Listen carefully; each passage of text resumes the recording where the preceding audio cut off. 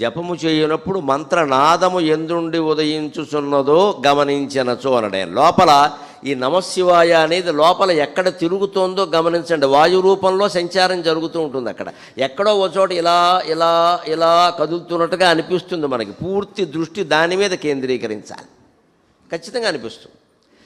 ఇక మళ్ళీ దాని అర్థము, దాని శబ్దము, దాని ధ్వని కూడా అక్కల. ఆ మార్గమే ఇలా వెడుతూ ఉన్న మార్గం ఎందుండి ఉదయించుచున్నదో అది ఆత్మ నుంచే వస్తుంది. ఆత్మశక్తి. లేదా శవం జపం చేయదుగా, ఎందుకంటే దానికి ప్రాణశక్తి లేదు, మనకు ఉంది కాబట్టి చేస్తున్నాం. ఆ ప్రాణశక్తిని పట్టుకోవాలంటే ఆ శక్తి మీదకే లోపలికి చూడాలి. ఆ మంత్రనాదము ఎందుండి ఉదయించుచున్నదో గమనించనచో ఆ గమనించు మనస్సు అందే లీనమగును. ఈ గమనించడం అనేది అలవాటు అయితే ఏమవుతుందంటే గమనించే మనస్సు ఆ జపంలో లీనమైపోతుంది. ఆ రకంగా మనస్సును మనం లీనం చేసుకోవచ్చు. అది జపం చేసే విధానం. అంటే ఖచ్చితంగా ఓ గదిలో కూర్చోవాలి, ఓ మూలకి వెళ్ళిపోవాలి, తలుపు చెడత అన్నీ వేసి ఇయ్యాలి, ఎవరిని రావద్దని చెప్పాలి. భార్య కాదు, భర్త కాదు, ఎవరు ఉండద్దు అక్కడ. ఇద్దరు కూర్చుని చేయడానికి ఏదైనా సత్యనారాయణ వ్రతం కాదు, జపం ఇది. ఎవరు ముక్తి వారిదే. భార్యకి మహత్తరమైన వైరాగ్యం ఉండొచ్చు, భర్త పనికి మాలినవాడు కావచ్చు, ఏం చేస్తాం ఇక్కడ. భర్త మహాయోగి కావచ్చు, ఈవిడ పెద్ద రోగి కావచ్చు, ఎవడు చెప్తాడు. ఒకరి కాంక్షలు వదిలితే ఒకరికి వదలవు. అందుకే మన వివాహ నిబంధనల్లో ధర్మేచ అర్ధేచ కామేచ నాతిచారామే అన్నారు. మోక్షేచ నాతిచారామే అల్లా. మోక్షవాంఛ తీవ్రంగా ఉంటే క్విట్, వదిలేసే విషయం. అక్కడ ఎవరి అనుమతి మనకు అవసరం లేదు. ఎవరు అనుమతినిచ్చడిదేమీ లేదు. ప్రకృతి గుడిలోన పరమ శిల్పముగాగ, ప్రకృతి గుడిలోన పరమ శిల్పముగాగ, ఎవరు అనుమతినిచ్చడిదేమీ లేదు, ఎవరితో చర్చ చేసేడిదేమీ లేదు. ప్రకృతి గుడిలోన పరమ శిల్పముగాగ, ఎవరు అనుమతినిచ్చడిదేమీ లేదు, ఎవరితో చర్చ చేసేడిదేమీ లేదు. మౌనమే దైవమన వేయి మాటలేలా, మౌనమే దైవమన వేయి మాటలేలా. మనల్ని మనం చేరుకోవడానికి ఇంకొకటి అనుమతి అవసరమా? భార్య అయినా భర్త అయినా ఎవరైనా. వారేమిటండి అనుమతులు ఇచ్చేది? వారు ఎందుకు ఇస్తారండి? వారి అవసరాలు వారికి ఉంటాయి. అందుకని మీరు ఎలా ఉండాలి, మీరు ఎలా ఉండాలి, మీరు ఎలా సంపాదిస్తూ ఉండాలి, మీరు ఎలా కీర్తి సంపాదిస్తూ ఉండాలి. ఇంకా ముని మనవరాలు ఉంది, మనవరాలు ఏదో చెబుతూనే ఉంటారు ఇక్కడ. రెండో వారికి అవన్నీ పట్టట్లేదు, పరమ వైరాగ్యంతో ఉన్నారు. అటు ఉన్నప్పుడు ధర్మం ఏం చెప్పారంటే వదిలేయి, ఇంక మాట్లాడకని చెప్పారు. అప్పటికి చేసింది చాలు. పెళ్ళైన వెంటనే కాదు అక్కడ, పెళ్ళైన వెంటనే అది ధర్మం కాదు. కానీ పెళ్ళయింది, పిల్లలు పుట్టారు, మనవాళ్ళు కూడా పుట్టారు. ఇంకా దేనికి మూడో తరం కూడా వచ్చింది ఇక్కడ. ఇంకా ఈ మొహమాటాలు పడుతూ ఉంటే కూర్చోలేము ఇక్కడ. అందుకని ఒంటరిగానే ఉండాలి. ఎప్పుడు సమయం కుదిరితే అప్పుడే చేయండి, ఏ మూల కుదిరితే ఆ మూల చేయండి. ఈ మూల అని పెట్టుకోకండి, వాస్తుకి దీనికి సంబంధం లేదు. కింద పులి చర్మం వేసామా, పావు చర్మం వేసి నీకు తోచింది వేసుకో. మొత్తం మనం ప్రదేశాలు, క్షేత్రాలు, చర్మాలు, సమయాలు ఇవన్నీ పెంచేస్తాం. అసలు చేసి జపం తగ్గించేస్తాం. చివరికి ఆ పులి చర్మం ఒకటి దొరకలేదని 3 నెలలు వాయిదా వేస్తాడు. ఈలోపు శ్రీమద్ రమారమణ గోవింద వీడు వెళ్ళిపోయాడు. పులి చర్మం వచ్చే జన్మలో దొరకాలి. ఇప్పుడు యదకరే వవిరజేత్ తదకరే వప్రవ్రజేత్. ఏ క్షణం నీకు పరమ వైరాగ్యం కలిగిందో, ఆత్మజ్ఞానం తప్ప ఇంకేమీ అక్కర్లేదని అనిపించదు, తక్షణం వెళ్ళిపోనాడు. తక్షణమే ముహూర్తము, వృధాక్షణములు 10 కోట్లు పోయి. రేపే క్షణమందు ఏమొగున ఎవడి రుంగును, పూర్వజన్మ కర్మ క్షయమున్బొనర్పుము. భ్రమప్రభవము ప్రపంచమన్న వేదాక్షరముల్ స్మరింపుము. పరాత్మవు నీవు గ్రహింపుము ఇంకనే. ఇష్టదైవం అనే కావ్యంలో రాసిన పద్యం ఇది. తక్షణమే ముహూర్తం. పెళ్ళికి ముహూర్తం 3 నెలల తర్వాత ఉంటుంది, శోభనానికి ఇంకా తర్వాత ఉంటుంది, ఇంకా దేనికో ముహూర్తాలు ఉంటాయి. ఆత్మజ్ఞానం పొందడానికి ముహూర్తం ఉండదు, తక్షణమే. అందుకే ఆయనకి రాత్రి దోస్తే రాత్రే బయలుదేరాడు రమణ మహర్షి. అంతే. రైలు దొరుకుతుందా లేదా, డబ్బులు సరిపోతాయా లేదా, ఏం ఆలోచించుకోవాలా. అలా ఆలోచించుకుంటూ కూర్చుంటే బిగుసుకుపోతాం ఇక్కడ. అంత తీవ్రమైన తపన ఉంటే ఈ జపం ఫలిస్తుంది. సోమవారాలు ఏకాదశులు కూర్చుని చేస్తే ఫలించదు ఇక్కడ. దానికోసం దీని నుంచి ఫలితం ఏమీ ఆశించకూడదు. అది జపం. ఆ మంత్రనాదం ఎందుండి ఉదయించుచున్నదో అంటే ఖచ్చితంగా అది హృదయంలో ఉండేటువంటి ఆత్మ నుంచి ఆ నాదం వస్తుంది. ఆ లోపల ఈ ప్రాణవాయువు సంచరించే దాని మీద మనం దృష్టి పెడితే అది ఎక్కడి నుంచి వస్తుందో తెలుస్తుంది. అక్కడ ఉండిపోతాం. ఇంకా అక్కడ నువ్వు నామస్మరణ చేసినా ఒకటే, చేయకపోయినా ఒకటే, ఇబ్బంది లేదు. అది ఆత్మనిష్టలో ఉన్నట్టే. మహర్షి 24 గంటలు 365 రోజులు 70 ఏళ్ళు అలాగే ఉండిపోయారు. అందుకే ఆయనకి ఎవరు వస్తున్నారు, నమస్కారాలు చేస్తున్నారు, ఏం చేస్తున్నారు, ఇవన్నీ ఆయనకి పట్టేవి కాదు. ఏదో కుదిపినట్టు లేపితే ఏదో సమాధానం చెప్పేవారు అంతే. నిరంతరం ఆత్మనిష్ట. ఇక్కడ ఏదో క్యాన్సర్ పుండు అయితే ఆ పుండు తగ్గిపోవాలని సంకల్పించవచ్చు కదా అంటే ఆయన ఏమన్నారో తెలుసా, సంకల్పించడానికి ఎవడున్నాడు ఎక్కడా అన్నాడు. సంకల్పించడానికి ఓ జీవుడు ఉండాలి కదా, వాడు లేడు, నన్నేం చేయమంటావు, నువ్వు సంకల్పించుకోవాలని. నాకు లేదు సంకల్పం, నీకెందుకు, అది ఉండని. పైగా ఏమన్నాడంటే మీరు అందరూ వచ్చినట్టే అది వచ్చిందన్నాడు.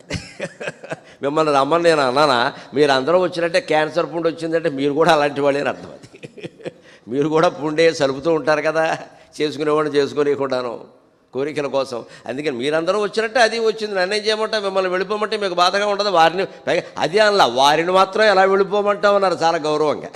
వారిని మాత్రం ఎలా వెళ్ళిపోమంటాం, ఉంది ఉండవయ్యా, ఇక్కడ నాకు ఆభరణాలు లేవుగా, కడియాలు అవి ఇక్కడ ఉంది, వంకి అన్నాడు ఆయన. ఎర్రగా మెరుస్తుంది కదా పుండు, వంకి ఎంత అందంగా ఉంది అన్నాడు ఆయన.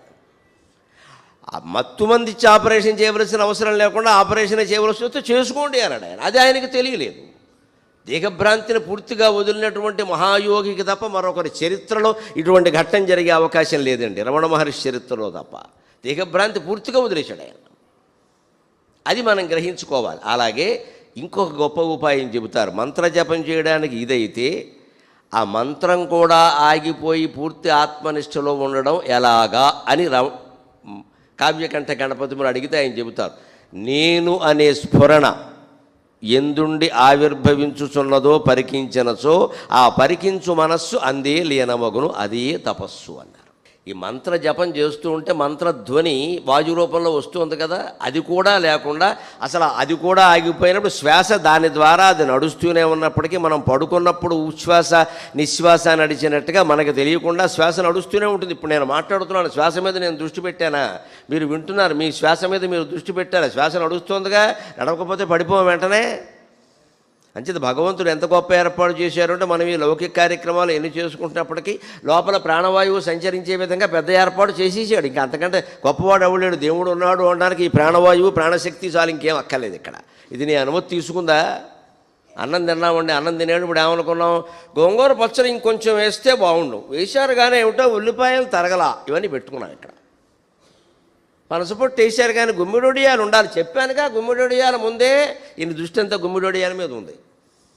ఇలా ఏదో ఎంచుకున్నామండి, అన్నీ తిన్నామండి, కానీ ఈ మామిడికాయ పప్పు, మిరపకాయలు, గోంగూర పచ్చడి, ఉల్లిపాయలు, పనసపొట్టు కూర, గుమ్మడికాయలు, మొక్కల పులుసు, అందులో వేసిన ఆనపకాయ మొక్కలు అన్నీ లోపలికి వెళ్ళాక ఏమయ్యాయి, పశువులకు వేసే కుడితిగోళం ఎలా ఉందో ఇది కూడా అంతే. ఒక్క మాటలో చెప్పాలంటే పల్లెటూరు వాళ్ళకి బాగా తెలుస్తుంది. పశువులకి మేత వేస్తారు, కుడితిగోళమని బాగా అన్ని నీళ్లే ఉంటాయి, అందులో మిగిలిన పదార్థాలన్నీ బారేస్తారు, చిట్టేస్తారు, తౌడేస్తారు, మిగిలిన అన్నం బారేస్తారు, ఏది మిగిలితే అది అందులో బారేస్తారు. అవన్నీ కలిపి కొట్టరా కావేటి రంగా తింటుంది అది.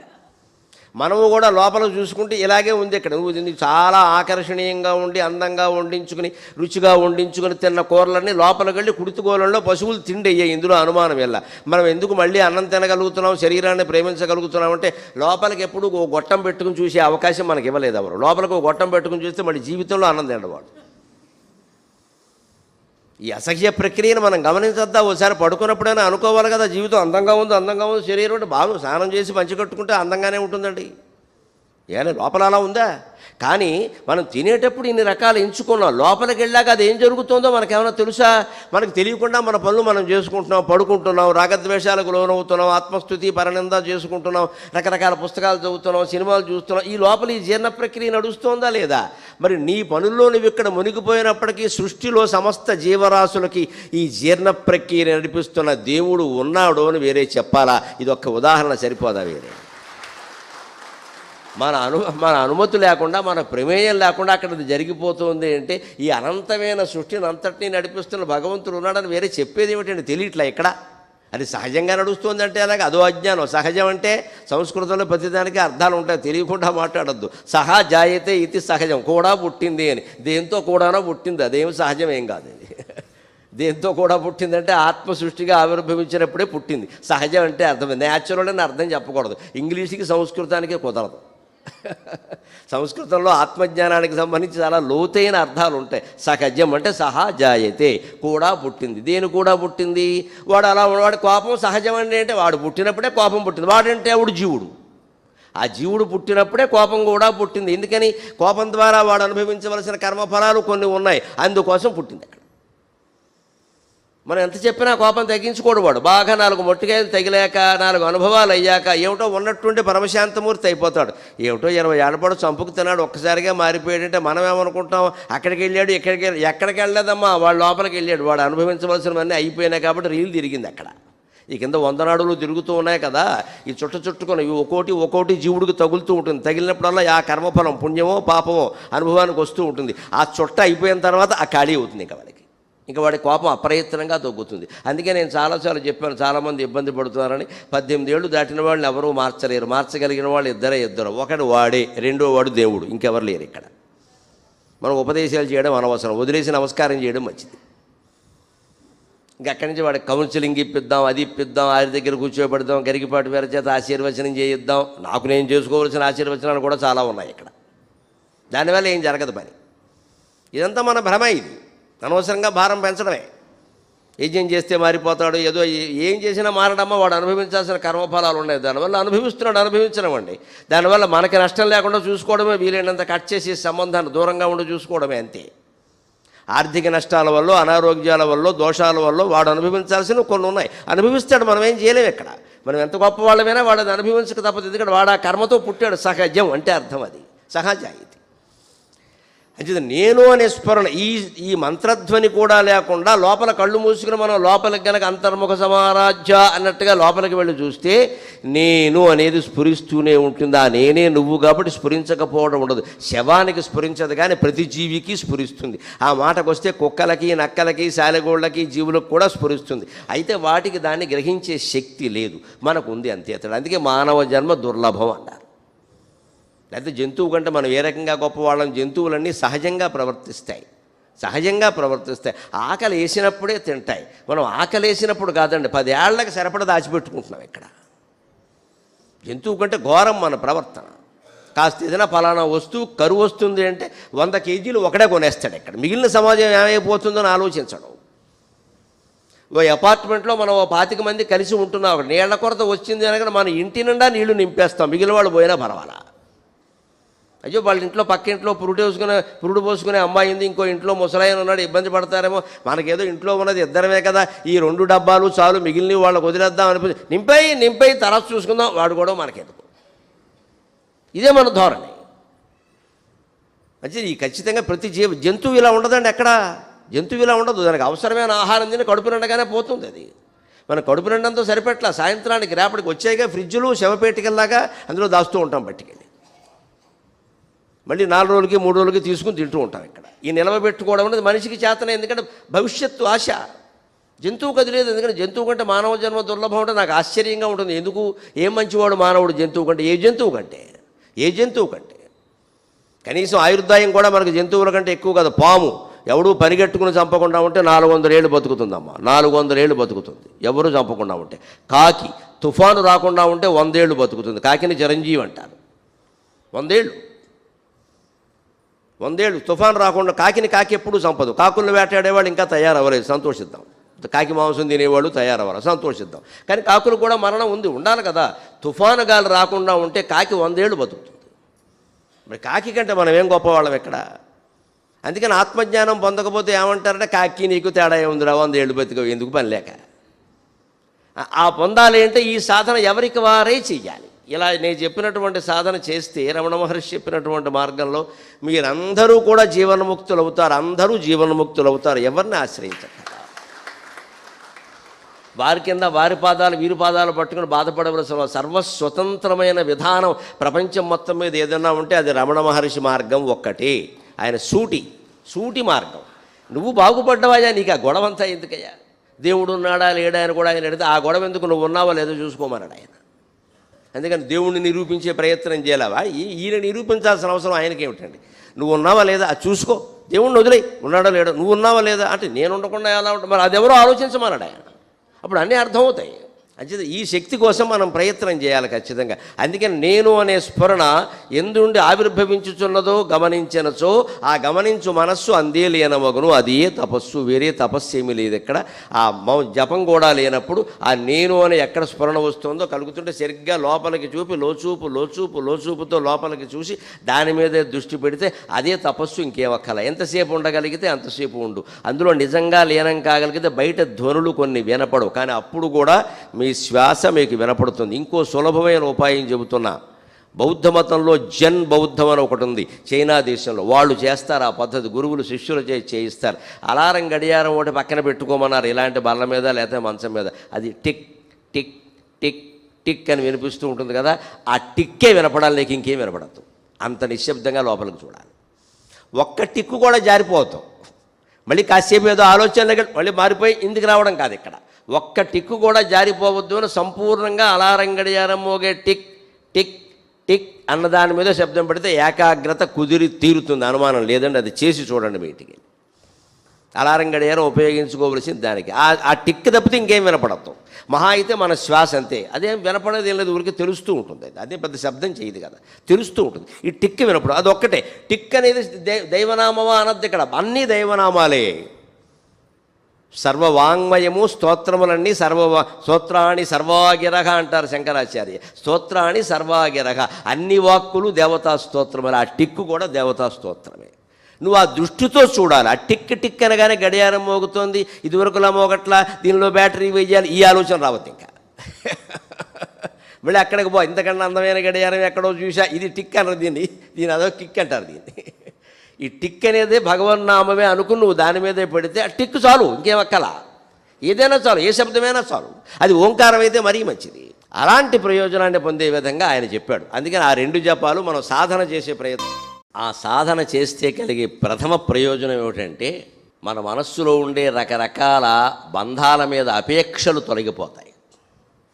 అందుకోసమే మహర్షి ఇక్కడికి వచ్చిన వాళ్ళందరినీ 2 ప్రశ్నలు వేసేవారు. మామూలుగా ఏదైనా మాట్లాడవలసి వస్తే సాపాటు అయిందా అని అడిగేవారు, గిరి ప్రదక్షిణం చేసేవా అని అడిగేవారు. సంపాదించుకోవడం ఎందుకంటే అన్నం తినాలి కదండి, అన్నం తినే మేరకైనా సంపాదించుకోవాలి. తిండి బట్ట ఉండాలి వద్దు, దాని మాత్రమే సంపాదన ఉండాలి కదా.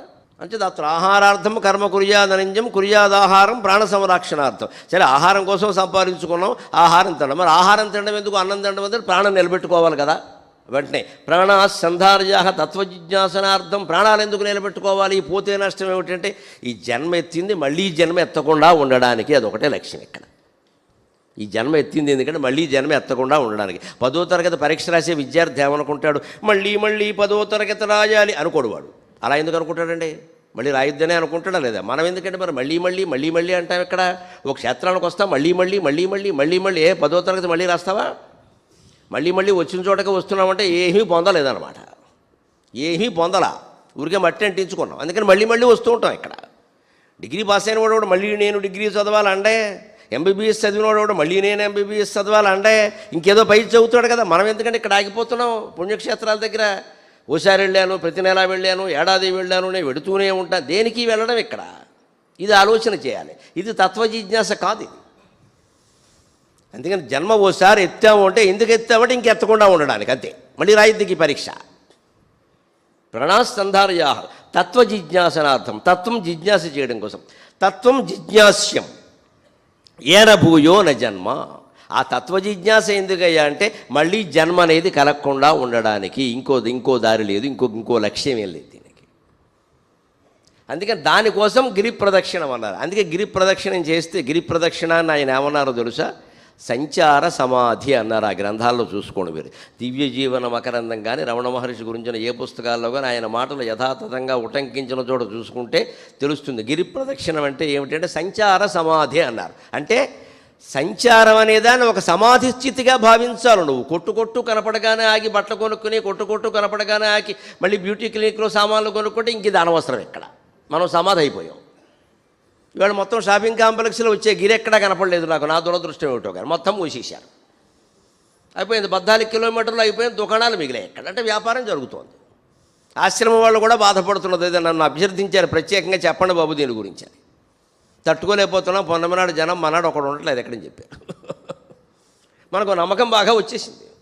దాన్ని పున్నమి నాడు చేయడం ప్రశస్తమని ఎందుకన్నారో తెలుసా? నువ్వు పెద్ద లైటింగులు వెలుగుల్లో ఫ్లడ్ లైట్లు పెట్టుకుని చేస్తావని కాదు అక్కడ. పున్నమి అన్నిటి మీద, చంద్రుని వెలుగు అన్నిటి మీద సమానమే. ఒక దేవాలయం మీద ఎలా పడుతుందో ఒక మురికి కాలువ మీద కూడా అలాగే పడుతుంది పున్నమి వెన్నెల.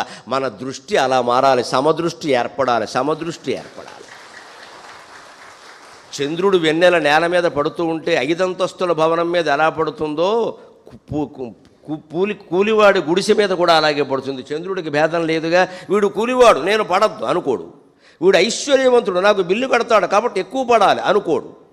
మన జీవితంలో ఆ దృష్టి సాధించాలి. ఐశ్వర్యవంతులతో ఒక రకంగా, పేదవాళ్లతో ఒక రకంగా మనం వ్యవహరించకూడదు. ఏదైనా వ్యవహరించడం అనేది అవసరాన్ని బట్టి.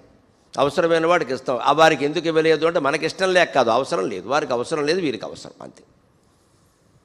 ఈ దృష్టి, ఇది సంచార సమాధి. ఇది సంచరిస్తే కానీ జరగదండి. ఒక ఇంట్లో కూర్చున్నామనుకో, బావిలో కప్పలాగా మన కుటుంబ సభ్యులు ఇందులోనే ఉండే మంచి చెడ్డలు, ఇదే ప్రపంచం, ఇంకేం లేదు ఇక్కడ.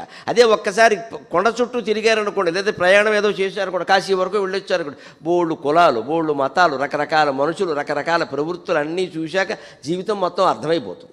ఇంక వేరే చెప్పక్కల. అందుకే పూర్వకాలం వైదిక విద్యార్థులకి 10 వేదం నేర్పడంతో పాటుగా దేశాటన చేయమని చెప్పేవారు. వేదం ఒకటి నేర్పితే పుస్తక జ్ఞానం ఉంటుంది, లోకజ్ఞానం ఉండదు. దేశాటన చేయమని చెప్పేవారు. వెళ్ళేటప్పుడు ఏం చేసేవాళ్ళు, ఆ సంచిలోనూ జోలులోనూ చిలకడ దుంపలు, బంగాళదుంపలు ఎందుకు నిలవ ఉంటాయని దారిలో ఏదో వండుకోవాలి కదా. మరి ఓ వాన వస్తుందేమో అని గొడుగిచ్చేవారు, కారికి చెప్పులు ఇచ్చేవారు. ఇదే పెళ్లికి ముందు చేసే స్నాతకం. మనం పెళ్లికి ముందు చేస్తున్నాం, ఇంతకంటే పొరపాటు ఇంకోటి లేదు.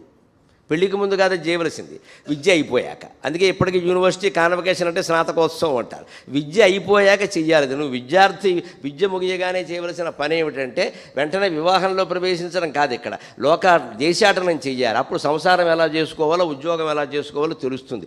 ఎప్పుడు సంచార సమాధి అంటే రకరకాల వ్యక్తులు, రకరకాల జీవులు, రకరకాల జీవన విధానాలు అన్నీ చూశాక అన్నింట్లోనూ ఉన్నది ఒకే ఒక శక్తి కదా అనే నమ్మకం ఏర్పడగానే ఆత్మజ్ఞానం కలగడానికి దారి దొరికినట్టు. అందుకని సంచారం. అందుకని గిరి ప్రదక్షిణం చేసేటప్పుడు మన దృష్టి దేని మీద ఉండాలి? దుకాణాల మీద కాదు. దుకాణాల మీద ఉండబట్టే వాళ్ళు దుకాణాలు ఇంకా పెంచుతున్నారు. బోళ్ళు మంది వస్తారండి, ఎవరో ఒకరు కొనకపోతారా అని వాళ్ళు ప్రదక్షిణం చేయడం మానేసి దుకాణంలో కూర్చుంటున్నారు. మనం ఏమీ కొనకుండా మొత్తం చుట్టూ తిరిగి వచ్చాము, ఎవరు కొనట్లేదండి ఈ మధ్యన, దుకాణాలు మూసేస్తారు. అప్పుడు గిరి కనపడుతుంది.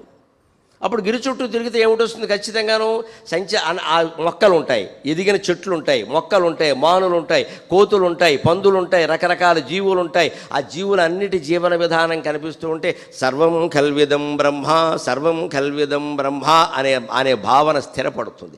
అందుకోసం కొండ చుట్టూ తిరగమన్నారు. ముఖ్యంగా కొండ చుట్టూ కోతులు ఉంటాయి. రమణాశ్రమం అంటే కోతులే. నిన్న కోతి గురించి ఆయనే ఎంత గొప్పగా చెప్పాడో తెలుసుకున్నాం. అంచేత ఏ జీవిని మనం అవమానించొద్దు, ఏ జీవిని మనం అనుమానించొద్దు. అన్నిటినీ గౌరవించాలంటే అన్నీ భగవత్ స్వరూపం అనేటువంటి భావన మనస్సులో ఉండాలి కదా. అందుకని సంచార సమాధి అన్నారు గిరి ప్రదక్షిణాన్ని. ఆ సంచార సమాధిగా మనం భావిస్తే జరిగేది ఏమిటయ్యా?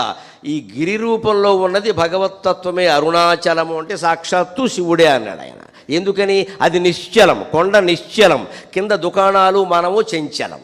ఈ చంచలతత్వం అర్థం కావాలంటే ఎప్పుడు నిశ్చలతత్వం కేసి చూడాలి. చెంచల రూపమందుకొని సర్వము సాగుచునుండే, చెంచల రూపమందుకొని సర్వము తానై సాగుచుండే నిశ్చంచల తత్వం ఒక్కటి, చెంచల రూపమందుకొని సర్వము తానుగా సాగుచుండే నిశ్చంచల తత్వమొక్కటి, అచంచల బుద్ధి గ్రహించునయ్యదే సంచితముల్ నశించునెడ, అచంచల బుద్ధి గ్రహించునయ్యదే సంచితముల్ నశించునెడ, శంకరుడయ్యదే విష్ణువయ్యదే మంచియు చెడ్డనయ్యదే సుమా, తుది నీవును నేను నయ్యదే. చంచలతత్వాన్ని అందుకని ఒక నిశ్చంచల తత్వం కొనసాగుతోంది.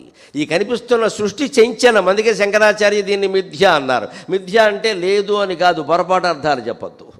జగన్నాస్తి అనలేదు, ఆయన అజ్ఞాని కాదు, అమాయకుడు కాదు. జగత్తు మిథ్య అన్నాడు.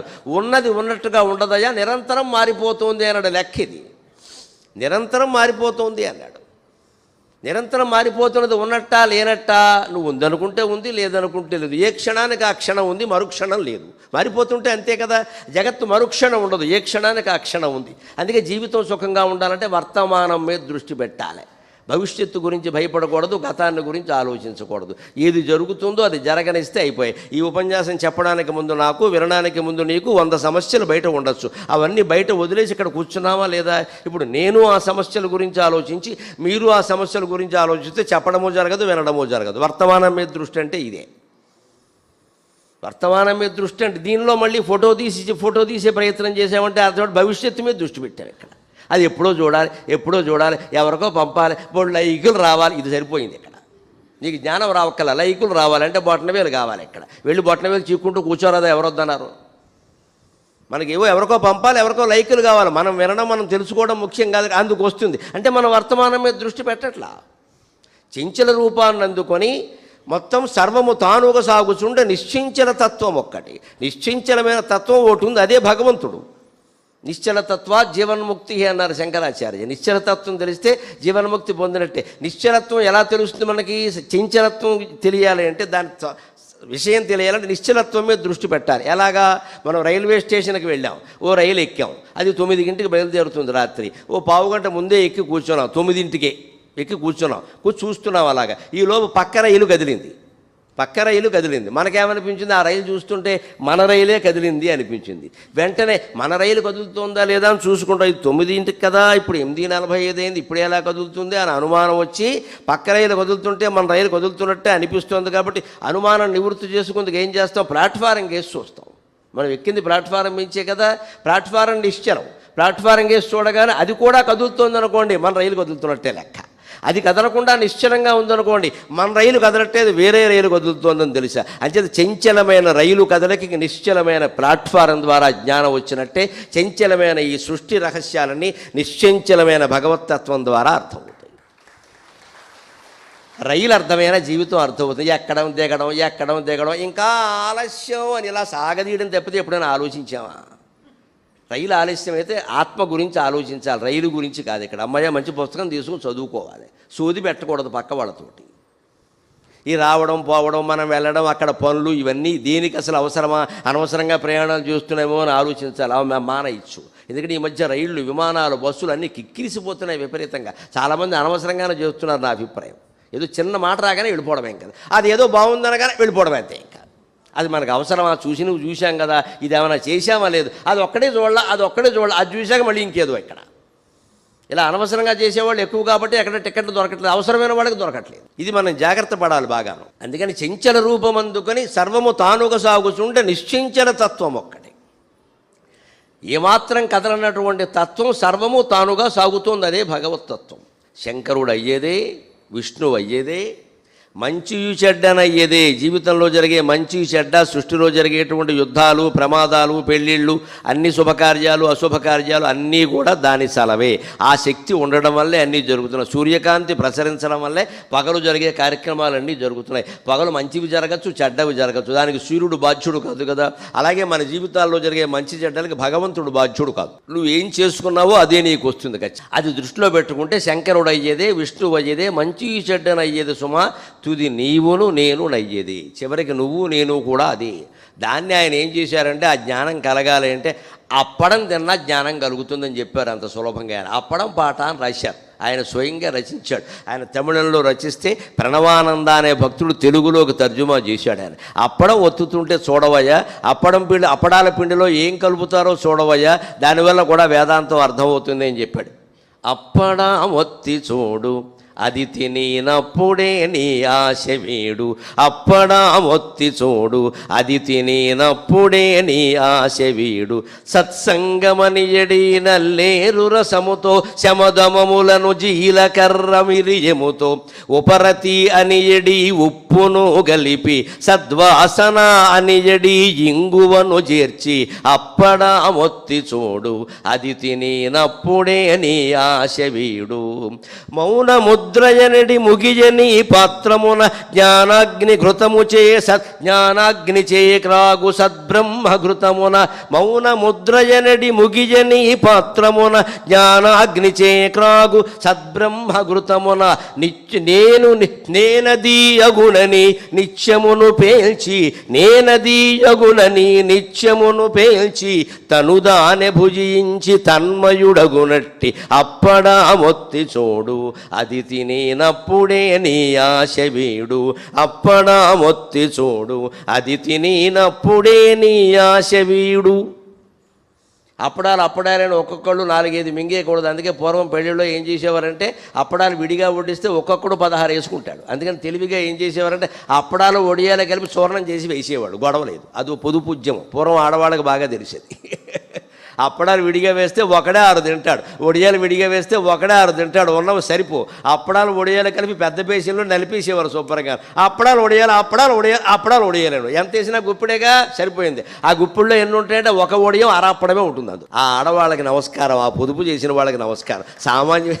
తెలుగు వాళ్ళ తెలివి, అందులో తెలుగు స్త్రీల తెలివి సామాన్యమైంది కాదండి. అది గారెలు చూడండి, గారికి చిల్లు పెడతారు. ఎందుకని 10 గారెల చిల్లులో పట్టే పిండితో 11వ గారు వేసుకోవచ్చు. ఎకానమీ అంటారు. ఈ చిల్లు ఒకటి పెట్టకపోతే వడ, మనం తెలియకుండా మాట్లాడకూడదు. వడ చిల్లు ఉంటే గారి, చిల్లు లేకపోతే వడ. అప్పడా మొత్తి చూడు అది తినినప్పుడే నీ ఆశ వీడు. రమణ మహర్షి స్వయంగా రచించిన కీర్తన ఇది. తమిళంలో రాశారు, ప్రణవానందాయన అని తెలుగు చేశారు. అది తింటే నీ ఆశ విడిపోతుందన్నారు. ఇంకా అప్పడాల మీద ఆశ పెరగడం కాదు, ఏ పని చేసినా, ఏది తిన్నా, ఏ బట్ట కట్టుకున్నా, ఏ ప్రయాణం చేసినా అయ్యాక మన ఆశ ఒకటి తగ్గిపోవాలి. అది లెక్కేసుకోండి.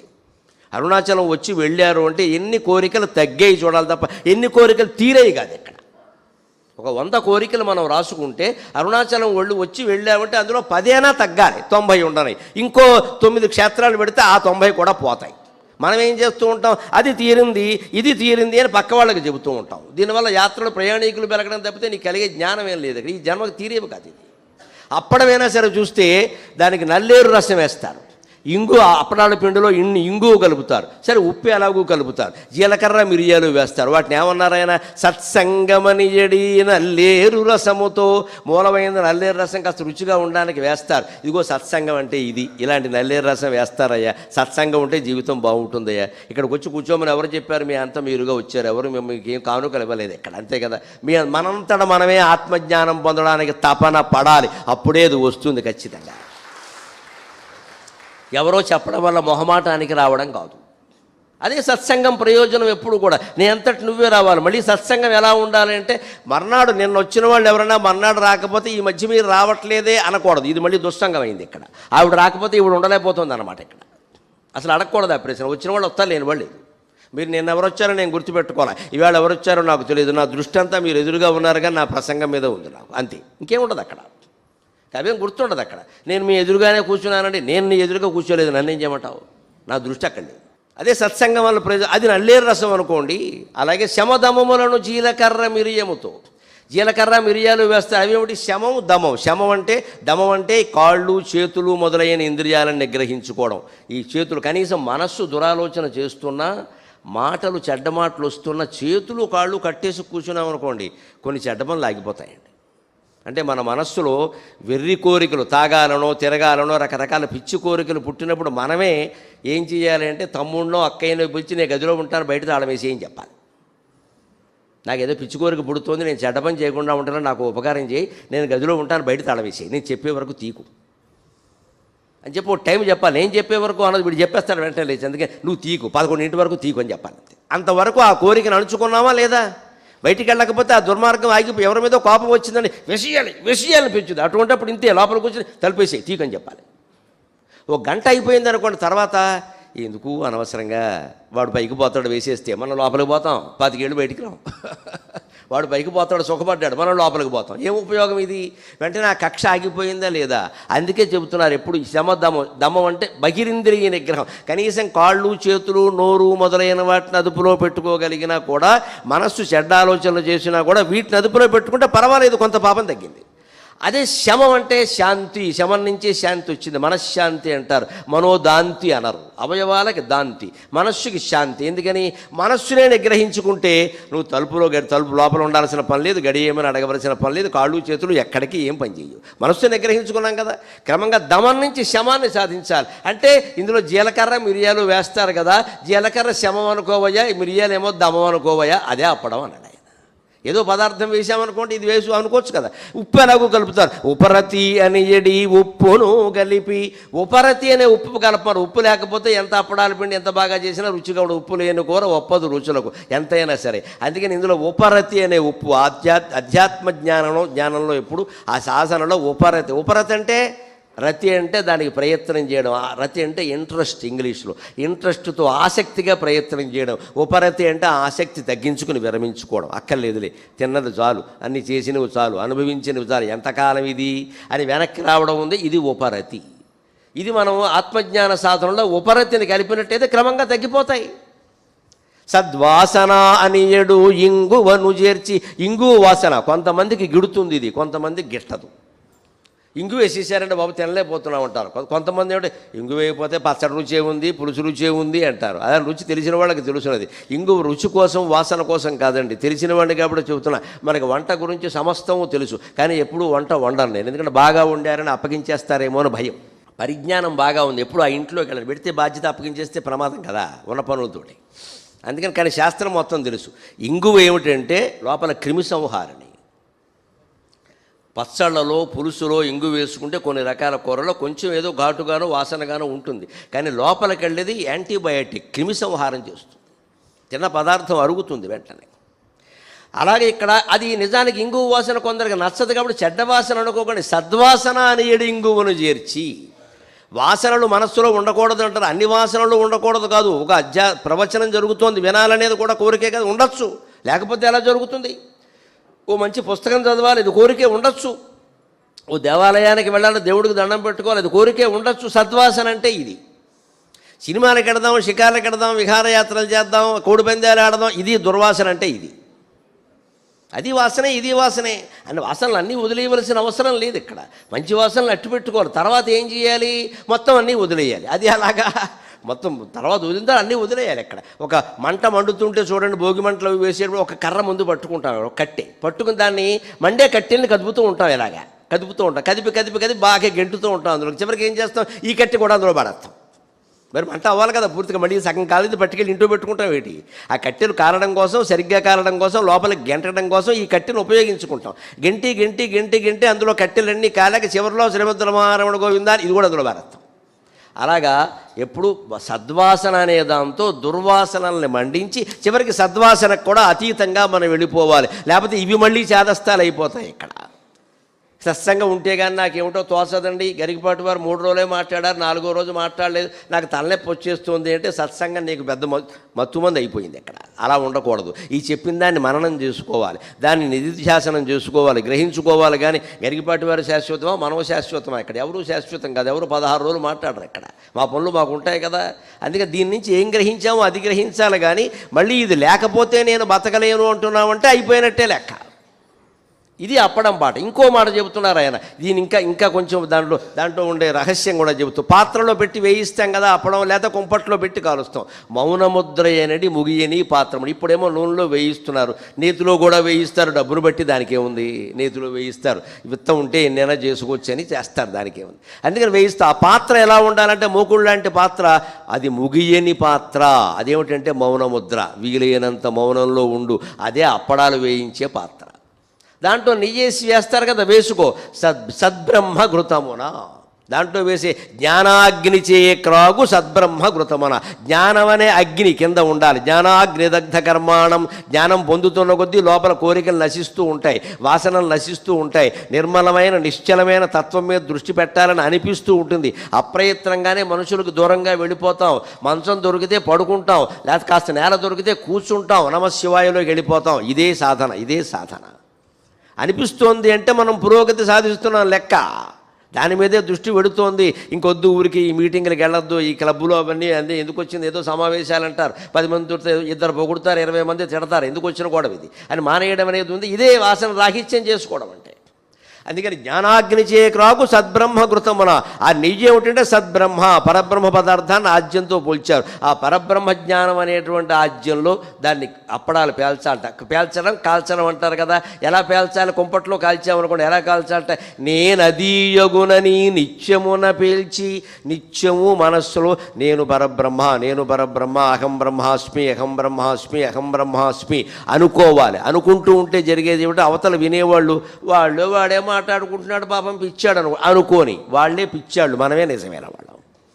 మీ ఇంట్లో భగవంతుడి యొక్క విగ్రహం ఉంటే దయచేసి ఒక 5 నిమిషాలు దాంతో మాట్లాడండి అమ్మ, బయట వాళ్ళతో మాట్లాడకండి. పక్కన ఉన్న వాళ్ళు భార్యో భర్తో పిల్లలో ఏదైనా అనుకుంటారంటే తలుపేసేయండి, మాట్లాడండి. దేవుడి విగ్రహంతో మాట్లాడి మీ బాధలు దానికి చెప్పుకోండి, సుఖాలు కూడా చెప్పండి. సుఖాలు కూడా అమ్మా కరుణించావమ్మా, ఇంకేమిటి? నీ కరుణ ఇట్టులుండునా, నీ కరుణ ఇట్టులుండునా, చేకొనుట విలంబమోను చేకొన్న ఎడన్, ఆ కొనక ముందే అందము మాకందింతువు భవాని, ఆ కొనక ముందే అన్నము మాకందింతువు భవాని మాతృప్రేమన్. నేను మా అమ్మవారితో మాట్లాడినవే పద్యాలుగా అయ్యాయమ్మా. నాకు ఎప్పుడైనా మంచి జరిగింది, శుభం జరిగింది నేను అడగకుండానే అనిపిస్తే వెంటనే తలుపేసేసి లోపలికి వెళ్ళి మా అమ్మవారి విగ్రహం ముందు ఓ పద్యం చెప్పేస్తా. నీ దయ్య ఎలా ఉంటుందా, నీ కరుణ ఇట్టులుండునా, చేకొనుట విలంబమోను. ఎన్నో ప్రార్థన పద్యాలు చెప్పాను నేను, ఇంతవరకు నాకు అది కనపడలా. కానీ కాస్త ఆలస్యమైంది. కానీ చేకొన్న ఎడన్ ఆ కొనక ముందే అన్నము మాకందింతువు భవాని. ఇంకా బిడ్డ పూర్తిగా ఆకలితో మాడిపోకుండానే, ఆకలి ఇస్తోంది అన్నం పెట్టమ్మా అని అడగకుండానే తల్లి ప్రేమతో ఒరే 11 అయిందిరా అన్నానికి రావా, అన్నానికి రావా అని పిలిచి పెడుతుంది.